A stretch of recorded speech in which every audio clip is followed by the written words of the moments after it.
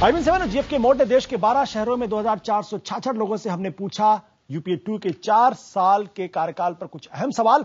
अब तक हमने दर्शकों के जिन सवालों के जवाब आपको दिखाए उनसे साफ है कि सरकार के साख को गहरा धक्का लगा है। 68% लोग मानते हैं कि सरकार को अब सत्ता में नहीं बने रहना चाहिए था, तो 65% लोग सीधे मनमोहन सिंह को ही कोयला घोटाले के लिए जिम्मेदार मानते हैं। देखिए सर्वे पर हमारी ये रिपोर्ट।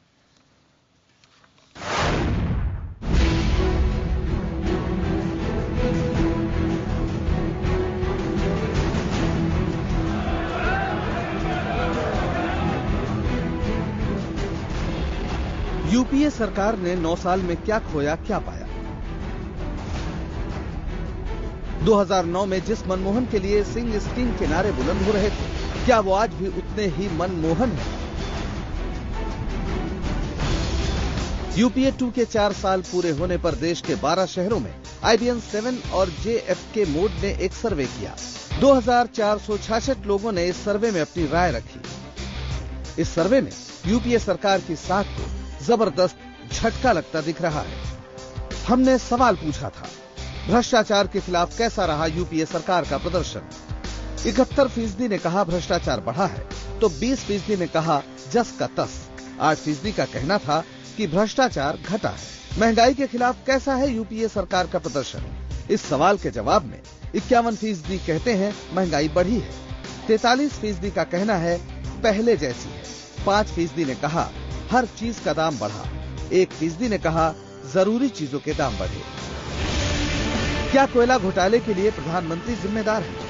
65% मानते हैं हाँ।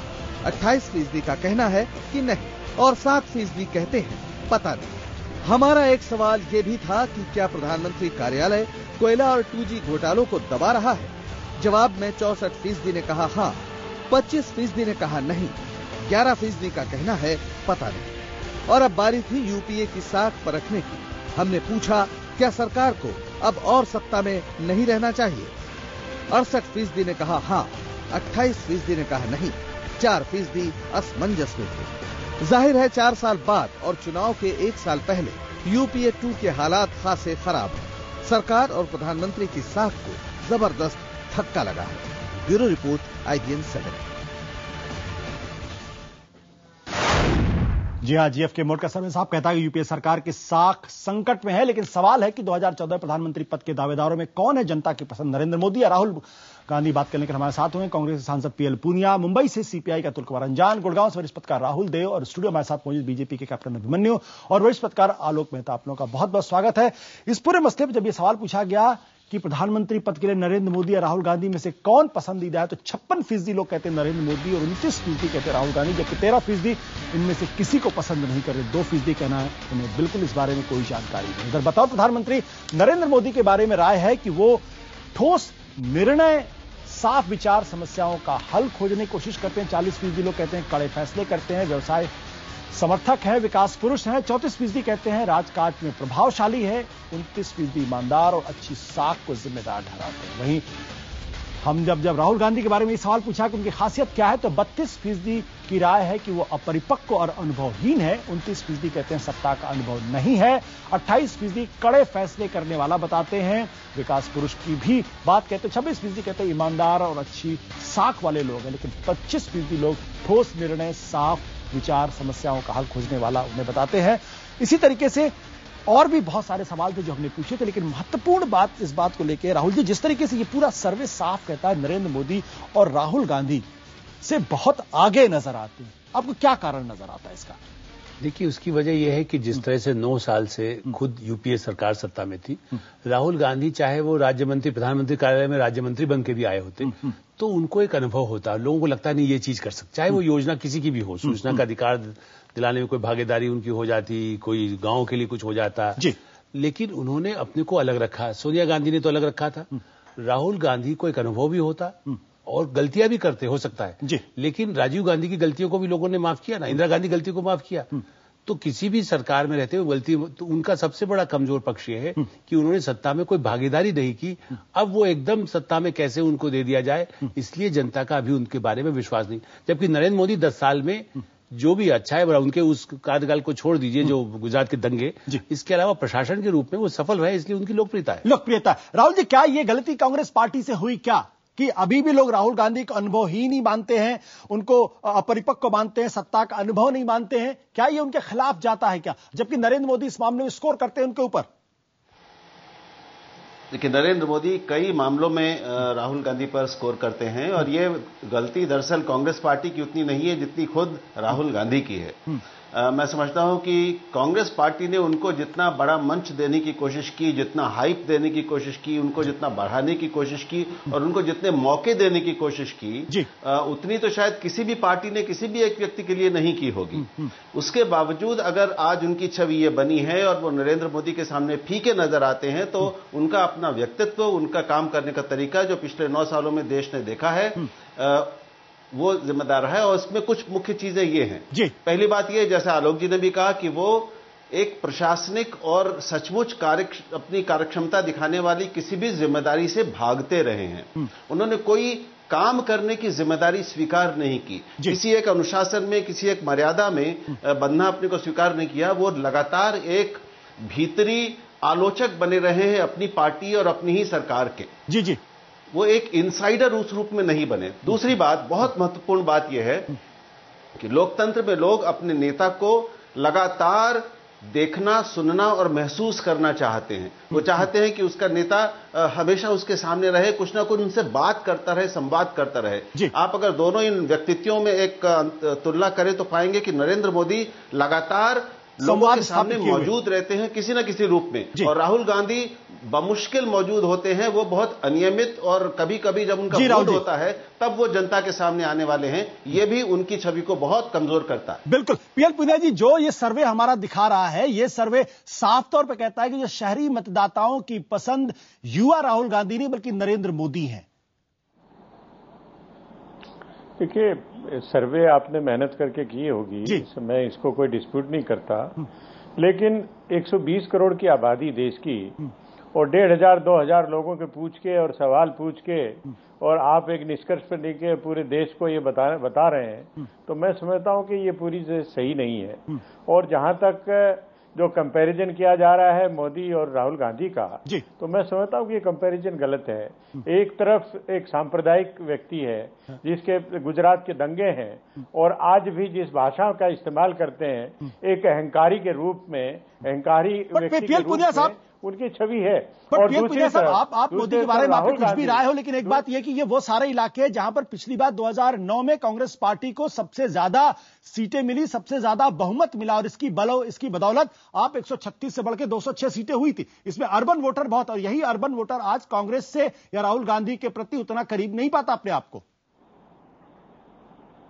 नहीं, बिल्कुल करीब पाता है। ये आपका सर्वे, मैं उससे सहमत नहीं हूं, किसी भी तरह सहमत नहीं हूं। राहुल गांधी जगह जगह जाके, ग्रामीण क्षेत्र में जाके, दलित के घर जाके, जब ऑर्डिनरी क्लास में, सेकंड क्लास स्लीपर में गोरखपुर से लेके और बंबई तक सफर करते हैं एक साधारण व्यक्ति के रूप में, तो ये किस नेता ने अनुभव किया है? मैं समझता हूं कि जमीन से जुड़े रहने के साथ लोग एक्सेप्ट नहीं कर रहे। कैप्टन मनु जी, क्या ये जो मोदी के बारे में कहा जा रहा है कि भाई अर्बन वोटर उनके साथ खड़ा हुआ है या वहां पे उसकी छाप है? राहुल गांधी की भी क्लीन इमेज है, अच्छे नेहरू गांधी परिवार से आते हैं। देखिए, जितने भी सर्वेज आए हैं और भी चैनल्स, मीडिया हाउसेज ने सर्वे किए हैं, आपका भी सर्वे आया है, वो बड़ा स्पष्ट तौर पर नरेंद्र मोदी जी देश में इस वक्त सर्वाधिक लोकप्रिय जन नेता हैं, यह प्रमाणित करता है। और राहुल गांधी जी का और नरेंद्र मोदी जी का तुलना वो बेमानी है। पर लोग कहते हैं इमेज मैनेजमेंट बहुत, इसमें बहुत भूमिका, इमेज मैनेजमेंट की भूमिका है। इस प्रकार के प्रश्न उठाना, मुझे लगता है कि देश की जनता का जो मिजाज सामने है उसके विवेक पर प्रश्न उठाने का काम है। ये केवल पीआर एक्सरसाइज नहीं है। राहुल गांधी जी के लिए कितनी पीआर एक्सरसाइज नहीं हुई है। पूरा भारत निर्माण का हजारों करोड़ रुपए का खर्च किया जा रहा है। बाकायदा मीडिया एजेंसीज, पीआर एजेंसीज को सैकड़ों करोड़ रुपए के कॉन्ट्रैक्ट दिए जा रहे हैं। उस सबके बावजूद उनके लिए कोई आज उत्साह नहीं है।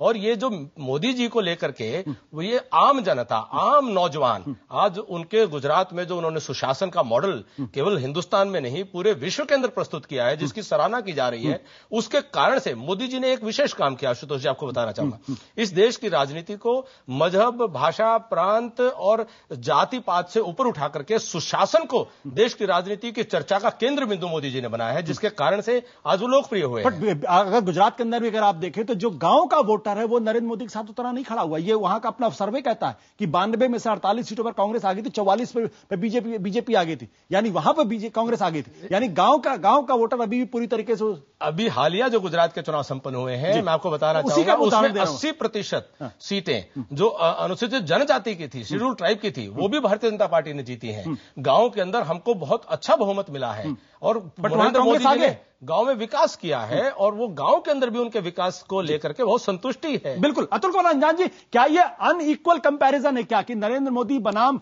राहुल गांधी का जो तुलना है, ये अनइक्वल है क्या कि एक तरफ 10 साल का पूरा अनुभव है, लंबा राजनीतिक करियर, और राहुल गांधी उम्र में भी कम है, उतना परिपक्व भी नहीं और किसी तरीके का प्रशासनिक अनुभव भी नहीं। क्या ये तुलना ठीक नहीं है? आशुतोष जी, ये बहस ही बेईमानी है। ये विचारों की लड़ाई होने जा रही है। व्यक्तियों को केंद्रित करके आप जो समाज के सामने परोसने की बात कर रहे हैं, हो सकता है कि शहरी मतदाताओं का एक हिस्सा कह रहा हो, लेकिन अभी 1 वर्ष बाकी है। आते आते यूपीए सरकार के काम और गुनाह, वो कौन ट्रेनों में चल दिए, मालूम हो गया योग्य से सुयोग्य हो गए, वो ट्रेन पर चल दिए। ये कोई महात्मा गांधी है जो ट्रेन पर चल दिए? अरे कलावती संसद में आप चुन करके गए थे भाई, आपने संसद में क्या बोला इन 8 वर्षों में? एक कलावती का भाषण देने के बाद आपके ठप्प। और वो गांव में दलितों में जा रहे हमारे मित्र कह रहे हैं, वो भट्टा पारसौल में गए थे ना, उस आगजनी के बाद, किसानों की हत्या के बाद, मोटरसाइकिल पर बैठकर जीवंत सारे टेलीविजन ने दिखाया। और उस भट्टा पारसौल में एक आदमी जा तो रहा है ना, एक आदमी जा तो रहा है ना, विपक्ष अरे भाई आप काम करने, मेरी बात आप सुनेंगे, कभी आप काम पर बात करते हैं, कभी वोट पर बात करते हैं। उसी भट्टा पारसौल में क्या हुआ? लोगों ने कांग्रेस पार्टी के उम्मीदवार को 5वें स्थान पर पटक कर भेज दिया जहां आप गए थे।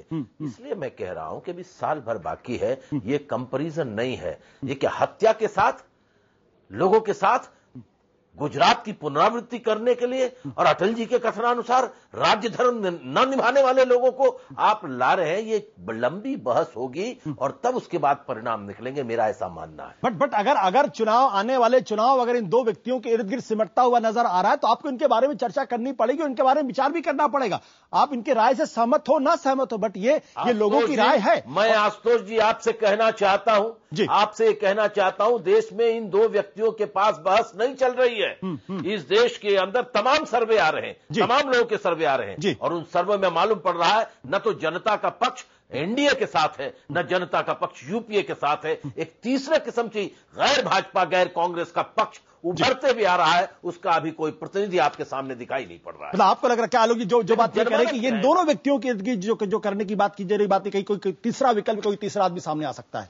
देखिए, तीसरा आ सकता है, लेकिन तीसरे के नाम पर क्या मुलायम सिंह जी हैं, मायावती जी हैं, नवीन पटनायक हैं। आप ये बताएं, मेरा ख्याल है अंजन साहब, कि देखिए जब किसी को सामने तो रखना होगा। एक ये तो मूर्ति पूजक देश है, मूर्ति न भी हो, हम और आप चाहे न माने, लेकिन लोग ये तो मानते हैं हम किसके नाम पर वोट दें। लीडर आज भी क्यों लोग कहते हैं भाई हम किसको देखें, अतुल अंजान जी ने काम किया है, हम उनके लिए समर्थन कर सकते हैं। आज बिना लीडर के कोई भी पार्टी, कोई भी सत्ता कैसे बनेगी?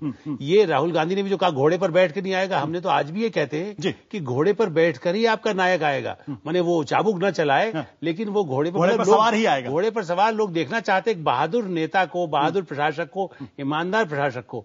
ये तीसरा विकल्प में ऐसा कोई नाम सामने नहीं अभी तक दिखाई दिया है। बिल्कुल, और ये महत्वपूर्ण चर्चा हमारी जारी रहेगी। और हम आपको बता दें कि ब्रेक पर जाने के पहले कि इस